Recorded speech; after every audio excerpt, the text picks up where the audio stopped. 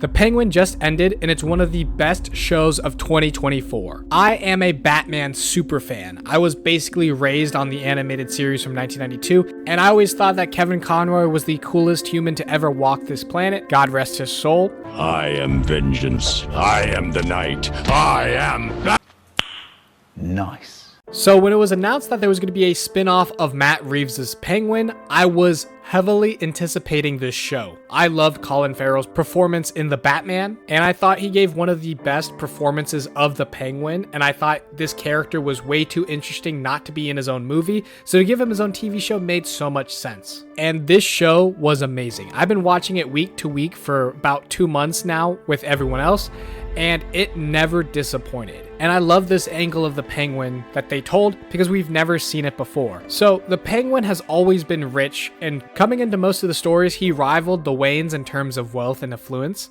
But this story, in Matt Reeves' universe, we saw a totally different Penguin. This Penguin doesn't come from any kind of money and lives in a very poor part of town. His whole life he was struggling to make ends meet, and he wanted to become somebody. So that's why he went to work for the Falcons. He started off as just a driver for the daughter of the head of the family and worked his way up from there. And through tons of lies and deceit, he makes it to where he is today, where he's kind of a bigger shot in the Falcone family. And after the events of the Batman, where the head of the family has passed away, there's a power struggle in Gotham for who's going to control the Falcone territory and the family after the death of the head. So we see the Penguin struggle the entire series to get control or to get some kind of leverage over the family because he believes he deserves some kind of recognition for all the hard work he's been doing, and he wants to be one of the big players in the underground crime organization of Gotham. And I already think that's a super interesting angle to go for the Penguin, and to see how much of a scumbag this man is in his pursuit of glory and fame and wealth. The Penguin introduces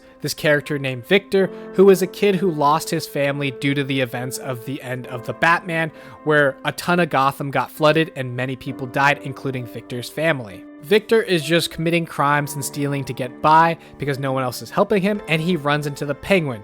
The Penguin takes him under his wing and sees a lot of himself in Victor and wants to help him become wealthy and become a big player in Gotham. And the entire series is these two working together to overthrow those in power of the Falcons so they can take over this family and become one of the biggest crime organizations in Gotham. And their dynamic is perfect. The Penguin sees a lot of himself in Victor and wants to help, and Victor sees all the potential that the Penguin's lies is fabricating for him. The Penguin promises all kinds of wealth and power and fame if he stays with the Penguin and starts working towards their goal of becoming the head of the Falcone family. But a lot of things go wrong, and Oz and Victor end up killing a lot of the members of the Falcone family, so they have to go to the opposing family, the Maronis, and ask for help in overthrowing the Falcones. But it never really works out for Oz.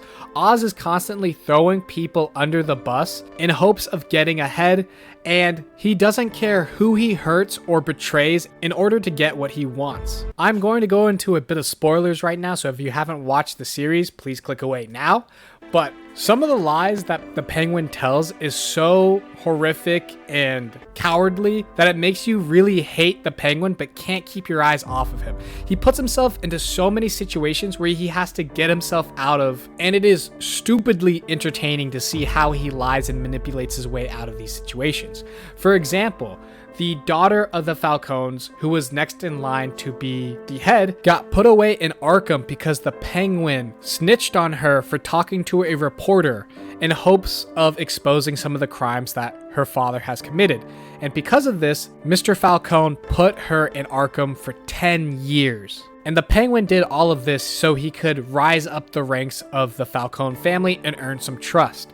So he doesn't care who he throws under the bus as long as it helps his agenda. You then see how the Penguin burns every connection he has in the Falcone family, so much so that he has to go to the rival gang family, the Maronis, and work with them in order to take out the Falcons. But nothing is ever as it seems with the Penguin, as he is just double-crossing everybody, and he double-crosses the Maronis at the end of the series, which is just typical Penguin. And Colin Farrell's performance as the Penguin is one of the best adaptations I've ever seen of a comic book character, and Colin really changed the perception on the Penguin.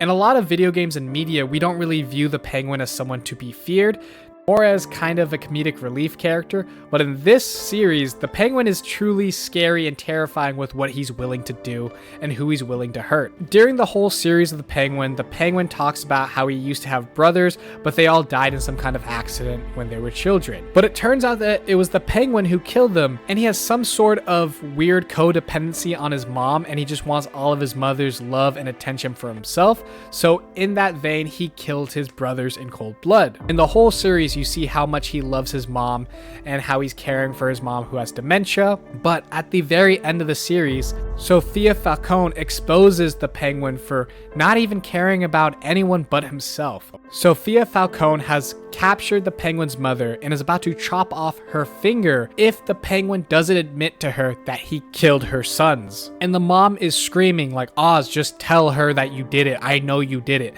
And she has known the whole series that the Penguin has killed her sons, but never pressed Oz about it. But in this final moment, when everyone knows what kind of sick and vile man the Penguin is, he doesn't budge, and he is willing to let them chop off her finger if it would save him some face and some humiliation. This is the kind of man the Penguin is, and it makes it so fun and interesting to watch, because even the audience doesn't know what Oz is willing to do or not do in order to advance his goals. And I think the worst part, which is ironically my favorite part of the series, is when Oz kills Victor. At the end of the series, Oz has won, and he is the crime boss of Gotham now, and he would not have gotten this far without Victor, and he would have died on multiple occasions. But the Penguin realizes how important family is and how it's his greatest weakness. If it weren't for the Penguin loving his mom, he wouldn't have been put in a lot of these situations that almost got him killed. So he realized that Victor is now his closest thing to family, and in turn, Victor idolizes the Penguin and thinks of him as a father figure, thus willing to do anything for him. And the Penguin knew this and took advantage of him until the very end of the series where he didn't need him anymore. And it's at this point where he killed Victor. And I really love this ending because it shows what kind of scumbag the Penguin is and that he never really cared about anyone but himself. And this sets him up to be a really great villain for the Matt Reeves Batman trilogy. I also want to point out that this is one of the worst Batmans we have ever had, because this entire series we see the Penguin having shootout with gangs, killing multiple people in broad daylight, and the Batman never shows up. There was a bomb that went off in the middle of the city, and the Batman didn't even care to show up. I really need them to explain what Robert Pattinson was doing.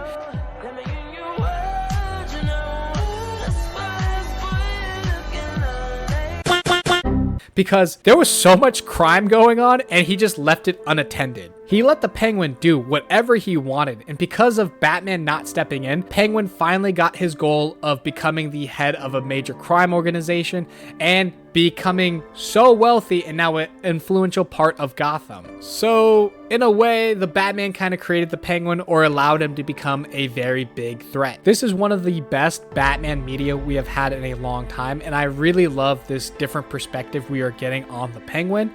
And Colin Farrell really knocked it out of the park with this one. But thank you guys so much for watching, and let me know what you guys thought about the Penguin in the comments below. And don't forget to like and subscribe, and I'll see you guys later. Peace.